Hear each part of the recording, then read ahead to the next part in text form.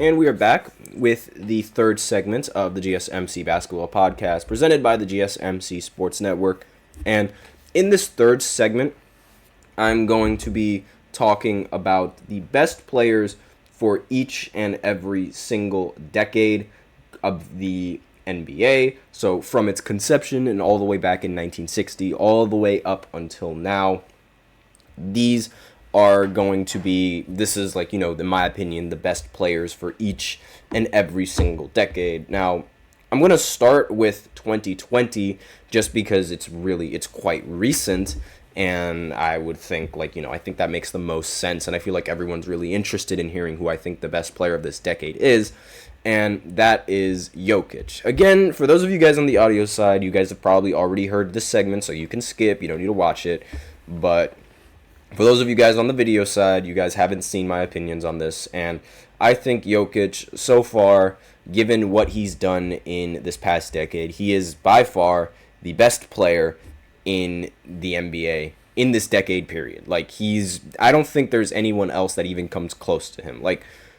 Some might argue Luka Doncic was the best player in this decade. Some might argue Giannis was the best player in this decade, but really, it's been Nikola Jokic. The man has averaged almost a triple-double in almost every single year since the 2020 season started, and he's only gotten better. The one thing that he's missing in averaging a triple-double are the assists, and he's always just a little bit off of averaging a triple-double, but he doesn't. It's not just because he averages triple-doubles, it's because he's crazy efficient while he's averaging those triple-doubles. I mean, he shoots 56+% from the field and shoots pretty decent clip from three. He shot 35% from three last season, and again, just throughout his tenure with, or throughout the years with the Denver Nuggets, the last 4 years to be exact, he's just been a completely different animal. There has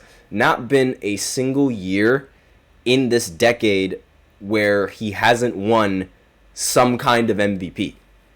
In 2020, that was when he was on the come up of being one of the better players and being one of the more recognized big men in the NBA. But once 2020, 2021 hit, once that season hit, he's been by far the best player in the NBA, period. He won back-to-back MVPs. Then he came second in MVP voting, which I think was flat out wrong. And I think the media really did him dirty that year because he was averaging 63% shooting from the field, 38% shooting from three, as well as almost averaging a triple-double, 24, 11, and 9.8. But he only came in second to Joel Embiid. I think that was wrong, but he made up for it in the postseason, winning the Finals MVP. So it's every single year since 2021, he's won some kind of MVP for the NBA. And it's how could you not consider him the best player in the NBA right now? Yes, sure, Luka has a pretty good argument, but Luka hasn't won an MVP yet. And he also hasn't won a championship yet, which is something that Nikola Jokic has done. Giannis, he might have a little bit of a better argument just because he won the championship, but that's just about it. That's really just about it. Aside from winning the championship and winning Defensive Player of the Year, that's really all that he's done. And, well, on top of winning the MVP. But Jokic has done way more. So I think Jokic is the best player going into this decade. Now, the 2010s, that one's easy. That one's LeBron. No question about that. I mean, if you have the only other two players that I think would even be considered for this spot is Stephen Curry or Kevin Durant. And the biggest reason why they're not on this spot is because they both teamed up to stop him. That should speak more than any stat that I can pull up about LeBron. The fact that the two best players two of the top three best players in the entire decade teamed up with each other to beat that guy. I don't know if that doesn't speak volume. I don't know what does. And I mean, everyone knows LeBron's legacy in 2010. Like, he won the MVP in the first year of 2010. Then afterwards, he made the finals practically every single year aside from that 1 year in 2018 and 2019 when it was his first stint with the Lakers. But aside from that, he's literally made the finals in every year aside from 2 of them in the 2010 NBA, like in 2010 to 2020. And he's won 4 championships in that span. He's won 4 finals MVPs in that span. He has won 3 MVPs in that span. He's averaged at least 25, 7, and 7 in every single one of those games. He is the best player in the world. He's the best player, period. And there's really, like, he is the greatest basketball player of all time, in my opinion. And it's like, you either believe it or you don't. And there's nothing that I can say that would change your mind. But in 2010, if you were to give me any player to build a team around, give me LeBron. Period. End of story. Doesn't matter. And again, like Steph Curry, he does have the argument, but and KD also has an argument, but the reason why I'm not putting KD on here, like for even considering him over Steph Curry or LeBron, is because KD had to join Steph in order to win a championship. And the only reason why I'm not putting Steph on there is because Steph didn't win a single Finals MVP in that 10 year in 2010. So I can't really put him on the list over somebody like LeBron. And let's face it, nobody in 2010 even measures up to LeBron in terms of legacy and resume or anything. Let's be real. And next, we're going to go on to 2000s. Now, this is a little bit more, I'm way more flexible with 2000s. Like, I have Kobe Bryant as the best player in the 2000s. But if you were to have somebody else, like maybe, Tim Duncan, someone like that, I could totally see your reasoning for having Tim Duncan in here instead of having Kobe Bryant. But really, I grew up in a time when Kobe Bryant, he was considered the second or the third best player in the entire history of the NBA. Like, there was literally a time where people thought he was one of the best, one of the GOATs. And now all of a sudden he goes away from that and becomes a little bit lower in the top 10 on a lot of people's lists, which really confused me. Like, I really didn't understand why. But in the 2000s, obviously we know the Lakers, they won their championship in 2000s. They also won in 2001 and in 2000. Well, they also won in 2002. They won in 2000, 2001, 2002. And then he also won in 2009 and 2010. So he does have more championships than Tim Duncan does in that span.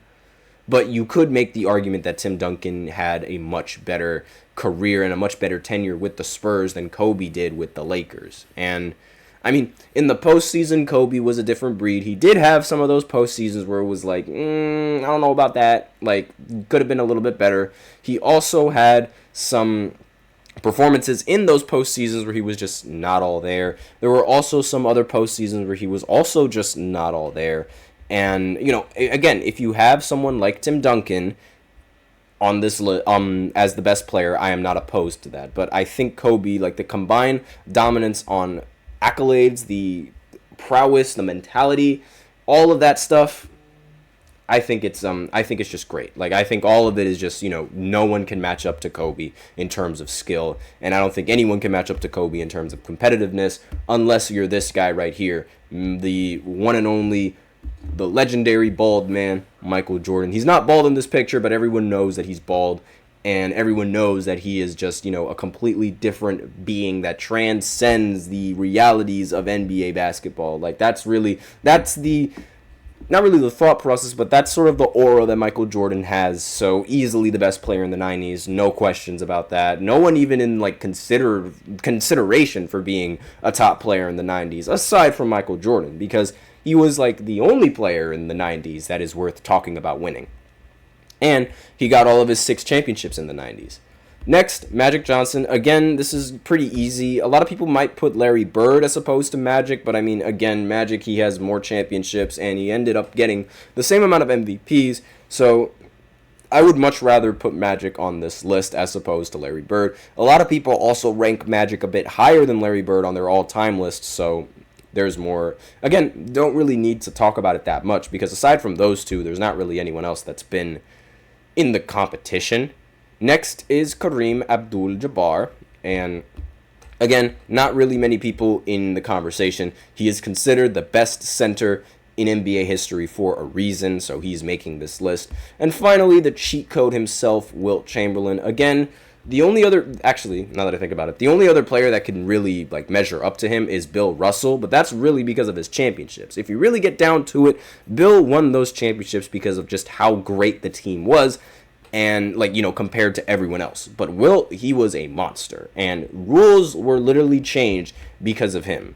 So that's who I'd consider the best player in the 60s. Those are my best players for each decade. I hope you enjoyed listening to that list. So now I will go ahead and go into the next segment, which is going to be talking about some notes about Team USA and who is possibly going to make the roster for in the next 4 years.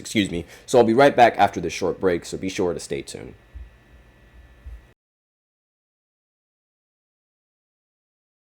For the best and latest podcasts available anywhere, go to the podcast app on your cell phone and type in GSMC to access free content-rich podcasts on health and wellness, book reviews, sports, entertainment, relationships, social media, movies, technology, finance, and even weird news. Subscribe and download the GSMC Podcast Network's family of shows, available everywhere podcasts are found.